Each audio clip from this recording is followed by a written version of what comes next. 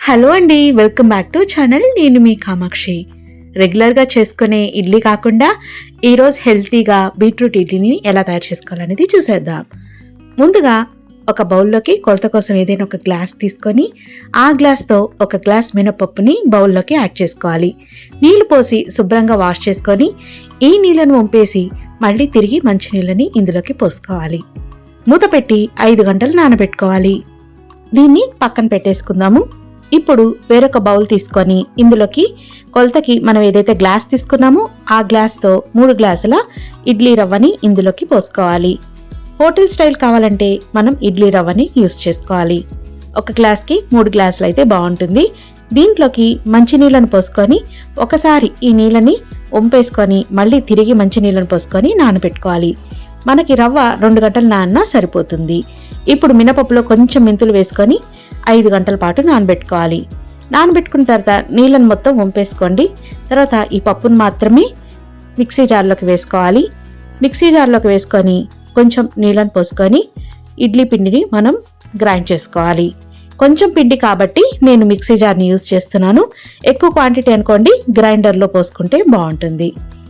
ఇప్పుడు ఇందులోకి చల్లని నీళ్ళని పోసుకోవాలి.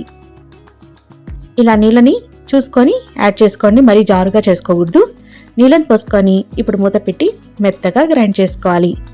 మినపప్పు లేకుండా మెత్తగా సాఫ్ట్గా గ్రైండ్ చేసుకున్న ఈ పిండిని ఒక పెద్దగా ఉన్న గిన్నెలోకి యాడ్ చేసుకోవాలి. తర్వాత రవ్వ కూడా నానిపోయి ఉంటుంది కాబట్టి రవ్వలో నీళ్ళని వంపేసి ఆ రవ్వని ఇందులోకి కలిపి ఈ విధంగా వేళ్లతో బాగా పిండి రవ్వ కలిసే విధంగా మిక్స్ చేసుకోవాలి. ఇలా మిక్స్ చేసుకొని మూత పెట్టి నైట్ మొత్తం ఫెర్మెంట్ చేసుకోవాలి. మార్నింగ్ తీసుకొని మనకి ఎంత పిండి కావాలో అంత పిండిని ఒక బౌల్లోకి వేసుకోవాలి. తర్వాత మనం బీట్రూట్ ఇడ్లీ ప్రిపేర్ చేయబోతున్నాం కాబట్టి ఒక మిక్సీ జార్ తీసుకొని ఇందులోకి స్పైసీనెస్కి తగ్గట్టుగా పచ్చిమిరపకాయలు, అదేవిధంగా చిన్న అల్లం ముక్క, బీట్రూట్ ముక్కలు వేసి కొంచెం నీళ్ళని పోసుకొని మెత్తగా గ్రైండ్ చేసుకోవాలి.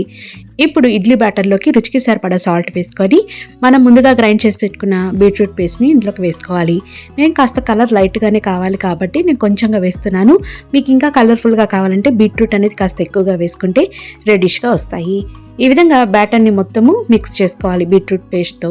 ఈ విధంగా మిక్స్ చేసుకొని రెడీగా ఉంచుకున్న తర్వాత ఇడ్లీ పాత్రలను తీసుకొని దానికి కాస్త ఆయిల్ని యాడ్ చేసి గ్రీస్ చేసుకోవాలి.